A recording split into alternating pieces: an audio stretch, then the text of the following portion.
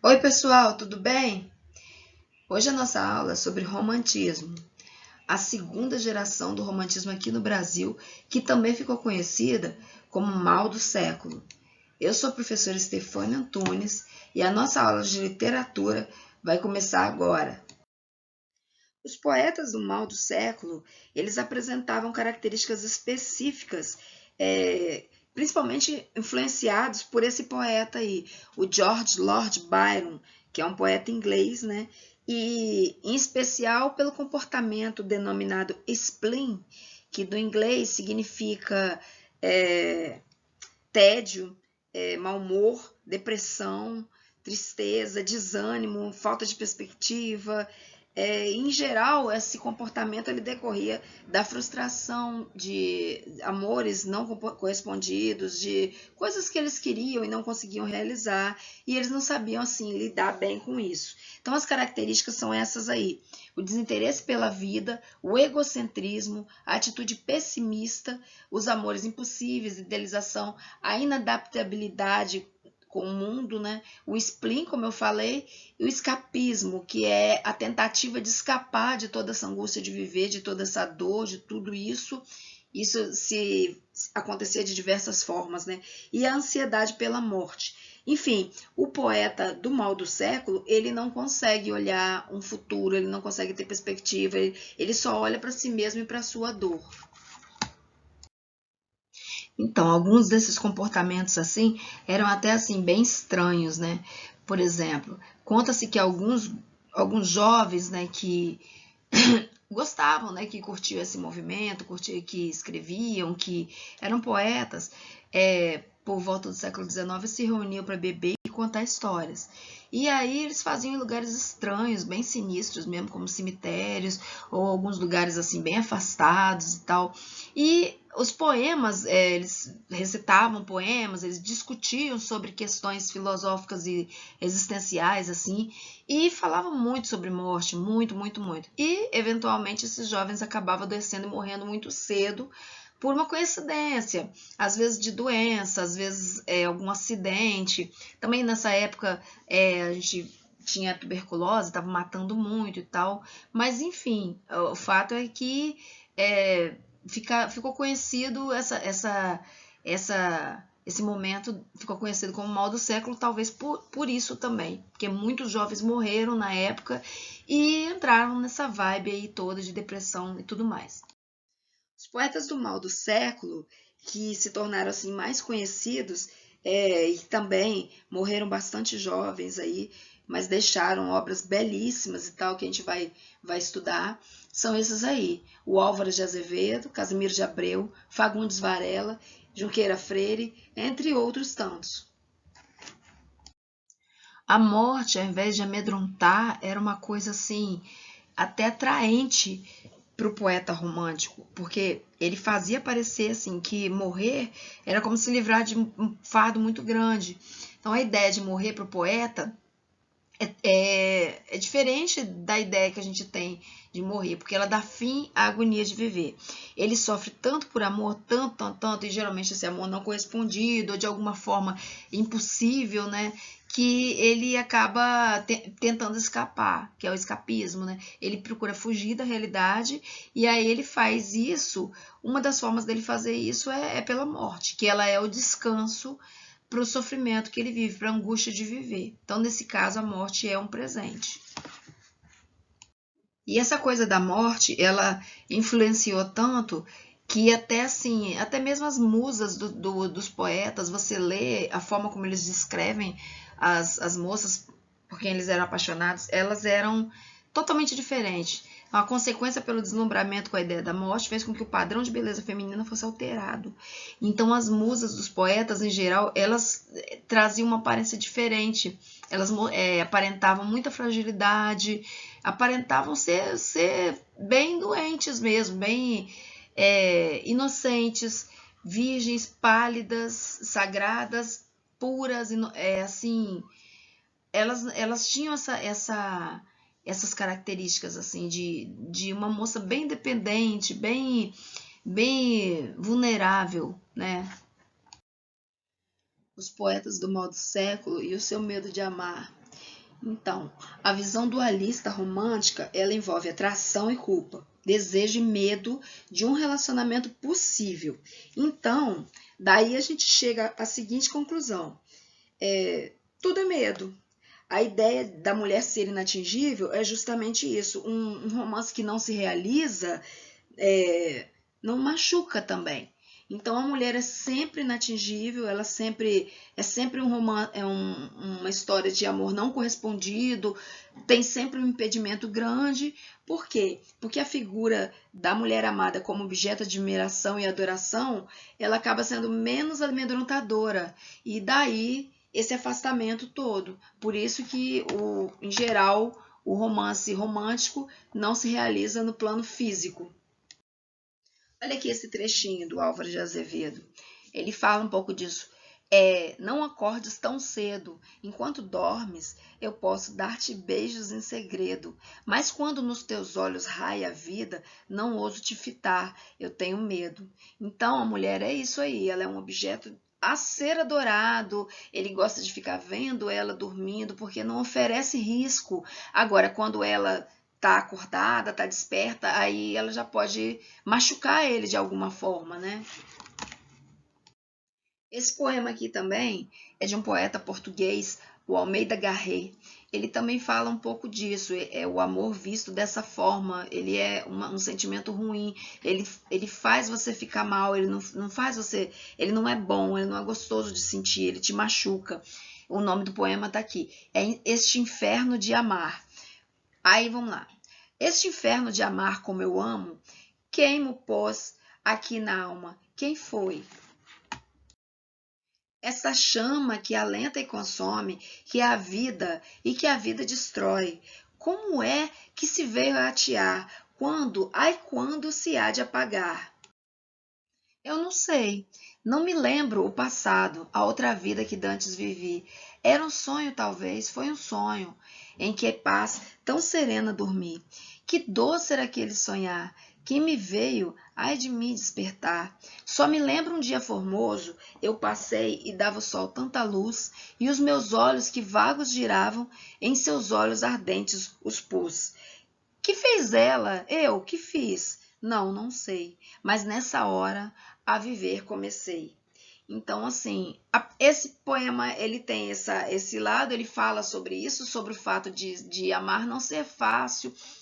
Quando você está apaixonado, dói, é difícil. Tanto que ele fala assim, que quando ele vivia antes, a outra vida que ele vivia sem estar apaixonado, era um sonho, era uma paz, era uma tranquilidade. E depois é o fogo, é o inferno de amar, né?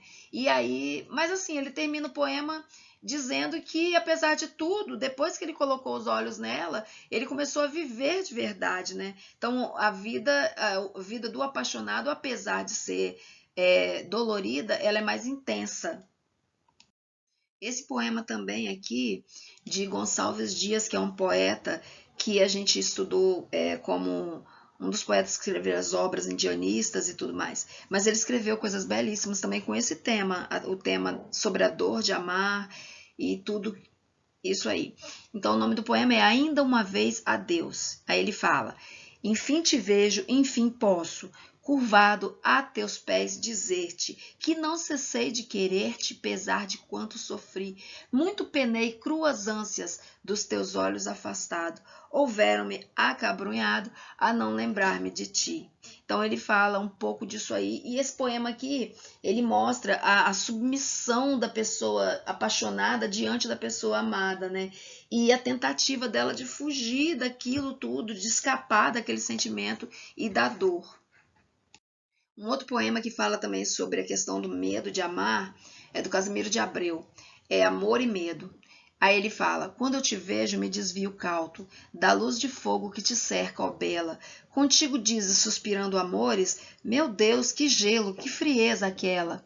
Como te enganas, meu amor é chama que se alimenta no voraz segredo. E se te fujo, é que te adoro louco. És bela, eu moço, tens amor, eu medo.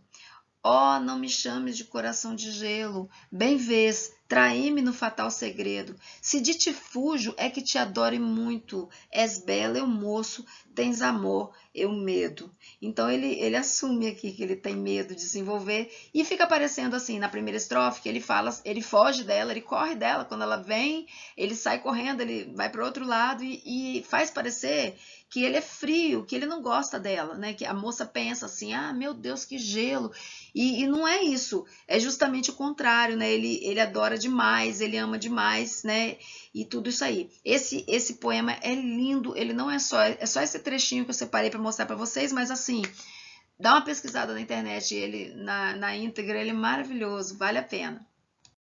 E mais um poema de Álvares de Azevedo, que aí traz esse tema também recorrente, que é o tema da adoração à mulher e tudo mais, aquela coisa de você ficar só observando de longe porque você tem medo de se aproximar e tudo mais. E esse poema também, ele traz muitas características de como a heroína romântica, como a mulher amada, a musa inspiradora é vista, né?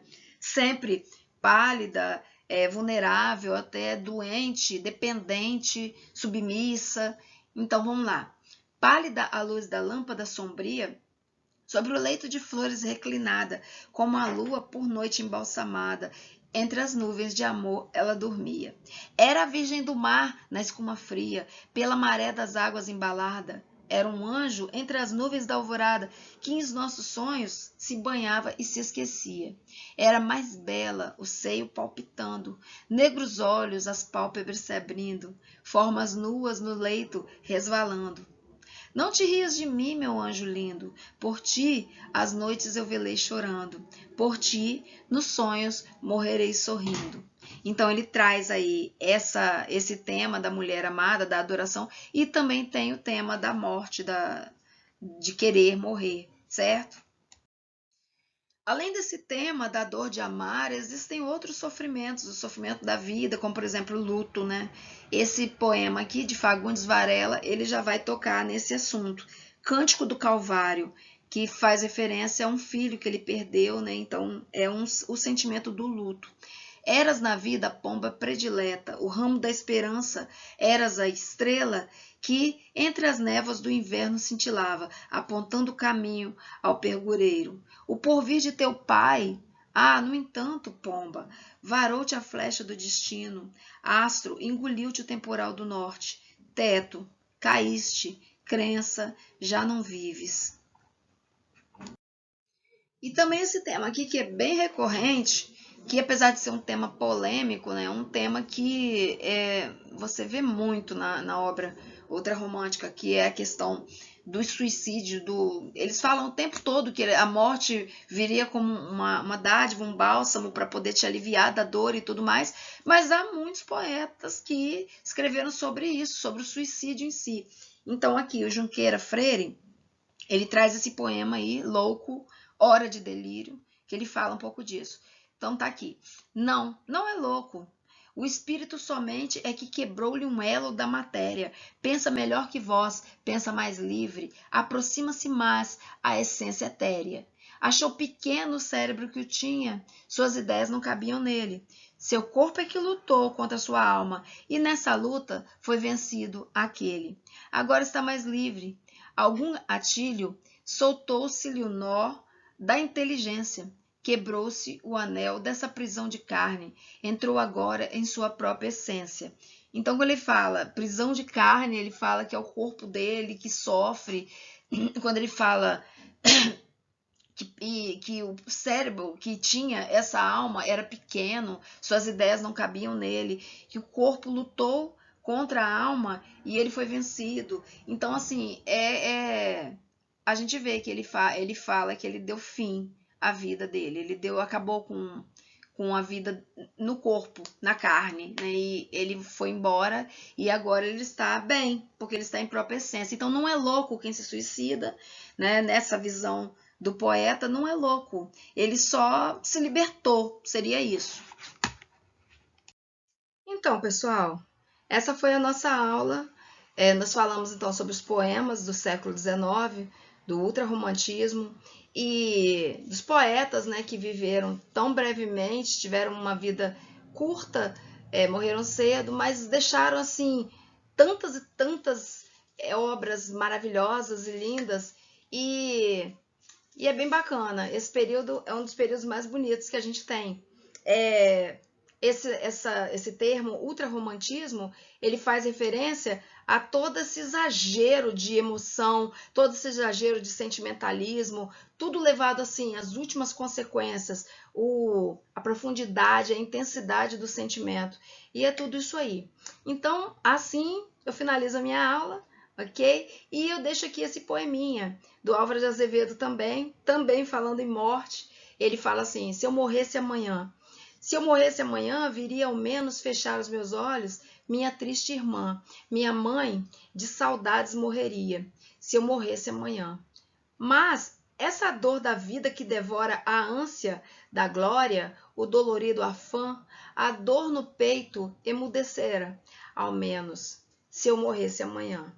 Ou seja, ele fala da morte de uma maneira assim, como se ela fosse boa, como se ela pudesse ajudar a diminuir a dor, né? Então, é isso aí, gente. Aproveito para convidar vocês para assistir a segunda parte dessa aula, quando eu vou falar da prosa ultrarromântica. Vai ser bem bacana, vocês vão gostar. Beijos!